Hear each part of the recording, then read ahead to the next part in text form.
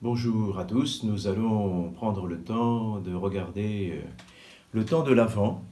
Puisque nous allons entrer dans le temps de l'Avent, vous recevrez aussi des choses sur la Gazette pour suivre et vivre ce temps de l'Avent en famille et en paroisse. C'est une proposition pour tous d'ailleurs, petits et grands, dans la construction de la crèche, de la mise en œuvre, pour demeurer dans notre prière domestique et familiale et paroissiale. Alors, qu'est-ce que ce temps de l'Avent? Est-ce qu'il est bien connu, en fin de compte, ce temps de l'Avent? Si nous parlons de l'Avent, bien sûr, il faut parler de Noël. Voilà, parce que Noël est aussi en relation avec Pâques. Il y a d'abord eu Pâques dans la célébration liturgique, et puis après, au IVe siècle. En tout cas, il est question de Noël dans le chronographe de 354, ce qui suppose que Noël était célébré avant 354 dans certaines régions, mais que ça ne veut pas dire qu'il y ait eu un temps de l'Avent, une préparation à l'Avent pour cette fête de Noël.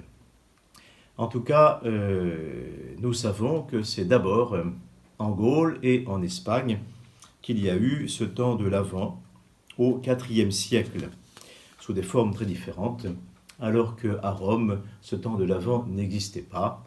Noël était célébré solennellement, anticipé par la vigile. En Gaule et en Espagne. Donc ce temps de l'Avent était aussi, dans certaines régions, et notamment en Espagne, une préparation des catéchumènes qui étaient baptisés en la fête de l'Épiphanie. En Gaule, nous savons par Grégoire de Tours que ce temps de l'Avent était assez long, 6 dimanches, c'est-à-dire qu'il commençait quasiment après la fête de Saint-Martin, et que ce temps courait jusqu'à Noël. 6 dimanches, 6 semaines, comme au diocèse de Milan, en Italie. Et parfois compris, et parfois vécu aussi comme un carême, préludant la fête de Noël. Mais pour ce qui est de Rome, si Rome a sans doute connu dans un premier temps 6 dimanches, après, assez rapidement, il n'y aura que 4 dimanches, et c'est sous cette forme qu'est resté le temps de l'Avent, à partir du 5e, 6e siècle, pour toute l'Église. Ce temps de l'Avent n'est pas d'abord une préparation directe à Noël.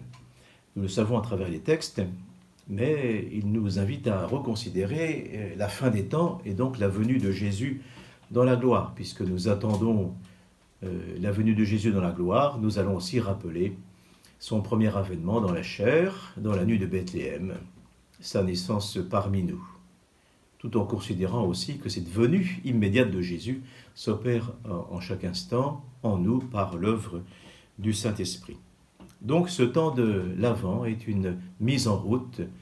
Nous posons un regard sur l'éternité, nous nous préparons à cette venue de Jésus dans la gloire, tout en rappelant aussi sa venue dans la chair, car c'est bien le même mystère de ce Dieu qui se fait proche et qui nous rejoint, tandis que nous nous préparons nous-mêmes à le rejoindre un jour, à préparer nos cœurs, donc à cette rencontre de face à face avec le Seigneur, lorsque nous franchirons et nous vivrons notre propre Pâques pour rencontrer le Seigneur. Donc ce temps de l'Avent est un temps important, c'est un temps plein d'espérance et de joie, qu'il nous faut déjà partager l'espérance des temps à venir, et donc l'espérance de celui qui viendra à la fin des temps, et la joie immédiate de sa propre naissance parmi nous, la joie de Noël, la joie de Bethléem, comme le chantaient les anges dans la nuit de Noël avec le gloire à Dieu. Donc bonne préparation à l'Avent avec ce thème théologique de l'Avent.